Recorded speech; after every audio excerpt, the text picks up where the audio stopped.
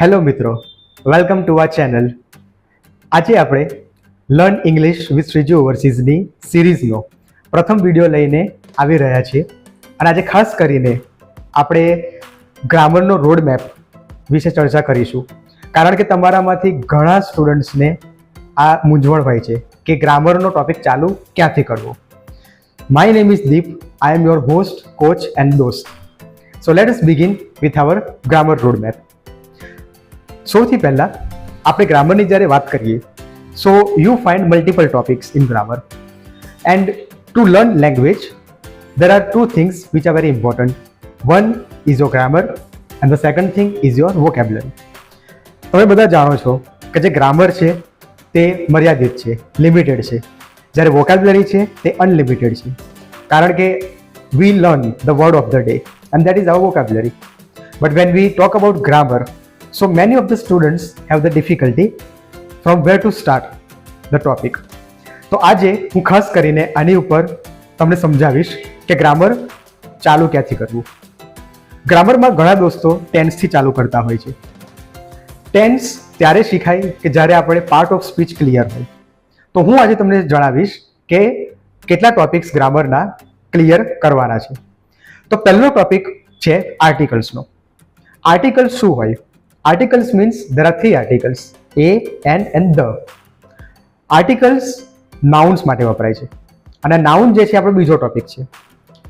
Noun છે, noun એટલે કે name. So we have the name of a place, name of a person and name of a thing. આગળના વિડીયોઝમાં આપણે discussion કરીશું એક ટોપિકની ડિટેલ્સમાં, પણ આજે હું તમને રોડ મેપ સમજાવવા જઈ રહ્યો છું. Nouns, proper nouns, countable noun, collective noun, uncountable noun, there are various nouns. Articles જે છે એ આપણે નાઉન્સ માટે આપણે વાપરીએ છીએ. એમાં એ, એન અને ધ. એ અને એન કોઈ પણ કોન્સોનન્ટ અને વોવેલ. તો જે તમારો સ્પેલિંગ કોન્સોનન્ટથી ચાલુ થતો હોય તો આપણે અ વાપરી શકીએ, જેમ કે I have a car. In the same manner an, so there is an elephant. તો એ, એન અને ધ. ધ કોઈ પણ સ્પેસિફિક વસ્તુ માટે આપણે વાપરીએ છીએ.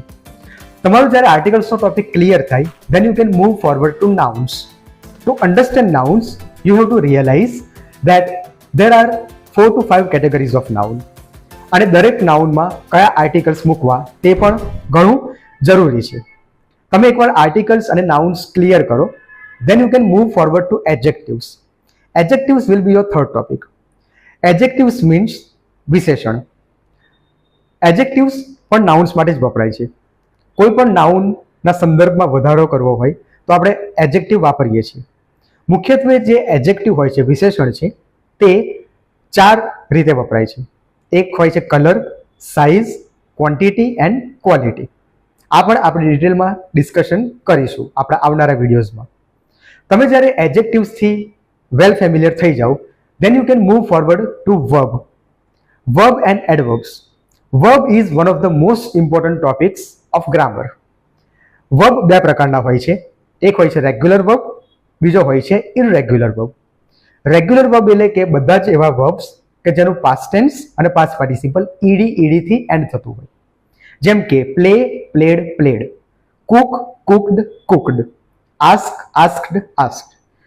આ જે નમૂના છે એ તમારા રેગ્યુલર વર્બ્સના છે. In the same manner irregular verbs. Irregular verbs એટલે બધા જ એવા વર્બ્સ કે જેનું પાસ્ટ ટેન્સ અને પાસ્ટ પાર્ટિસિપલ ઈડીથી નહીં પરંતુ અલગ જ ફોર્મથી એન્ડ થતું હોય. For example, go, went, gone, tell, told, told, eat, ate, eaten.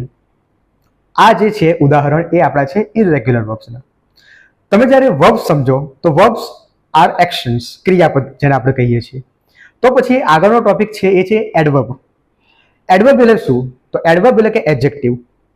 જેવી રીતે એડજેક્ટિવ નાઉન્સ માટે વપરાય છે, એ જ રીતે એડવર્બ ક્રિયા માટે વપરાય છે. એટલે આપણે એને ક્રિયા વિશેષણ પણ કહી શકીએ.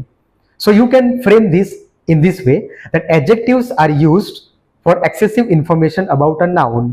In the same manner, adverbs are used to describe more about the verb. For example, I am walking on the road, but I am walking on the road slowly. So here slowly is the adverb. અને મોટાભાગના જે adverb છે એ ly થી and થતા હોય છે. જેમ કે I go to the college, પણ મારે ક્રિયા વિશે વધારે બતાવવું હોય તો I go to the college regularly. So regularly is your adverb. તમે આગળ જાઓ તો પ્રિપોઝિશન્સ. પ્રિપોઝિશન્સથી આપણે બધા જ ફેમિલિયર છીએ, કારણ કે આપણે પ્રાઇમરી લેવલમાં આપણે પ્રિપોઝિશન શીખ્યા છીએ, જેમ કે at, on, near, under, up, down. આ બેઝિક લેવલના પ્રિપોઝિશન્સ છે. પ્રિપોઝિશન્સ એટલે શું? તો પ્રી એન્ડ પોઝિશન. પોઝિશન એટલે કે સ્થિતિ. તો જે નાઉન છે એની સ્થિતિ બતાવવા માટે આપણે પ્રિપોઝિશન્સનો ઉપયોગ કરીએ છીએ. અને આપણી આ જે સિરીઝ છે એ સિરીઝમાં હું તમને પ્રિપોઝિશન બેઝિક લેવલથી એડવાન્સ લેવલ પર શીખવાડવાનો છું.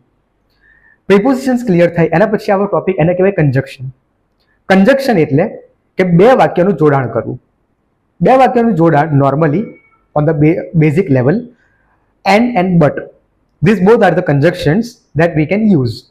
For example, and is used for both similar things. If I say the dog is white, the cow is white. So to sum up the sentence, we can say that the dog and the cow are white. In the same way, we can use but. When you use but, તો બે વસ્તુ કે બે વાક્ય જ્યારે contradict થતા હોય તો આપણે બટનો યુઝ કરીએ છીએ. For example, I want to go to Canada, my brother wants to go to UK. તો આ બે સેન્ટેન્સમાં કોન્ટ્રાડિક્શન જોવા મળે છે. Then we can use and we can frame the sentence that I want to go to Canada but my brother wants to go to UK. So this is how you can use your conjunction. And when you go at prior level, so you can use until, unless, however, either, or, neither, nor. આ બધા પણ કંજક્શન્સનો આપણે use કરીએ છીએ. Linkers પણ તમે use કરી શકો છો. So these are the part of speech. These are the 7 part of speech. So once again, તમે ચાલુ કરીશો તો articles, nouns, adjectives, verb, adverb, conjunction and preposition. So these are the 7 basic topics. આ તમારા પાયાના ટોપિક્સ છે. And once you complete this, then you can move forward to tense. And tense will be your 8th topic. Tense સમજવા માટે first of all we have to understand that there are 3 tenses. Once you understand, then understand the category of each tense. For example, we have present tense, Vartman Kaal. In present tense, there are 4 tenses: simple present tense, present continuous tense, present perfect tense, present perfect continuous tense. તમારામાંથી ઘણા બધા વિદ્યાર્થીઓ જે પોતે tense શીખે છે બુક્સથી, યુટ્યુબથી, પણ ઘણા બધા લોકોને મૂંઝવણ હોય છે કે આ 4 ટેન્સનું સ્ટ્રક્ચર કેવી રીતે યાદ રાખવું, આ 4 ટેન્સને ઓળખવા કઈ રીતે. તો એના માટે પણ આપણે એકદમ વિગતવાર ડિટેલ્સમાં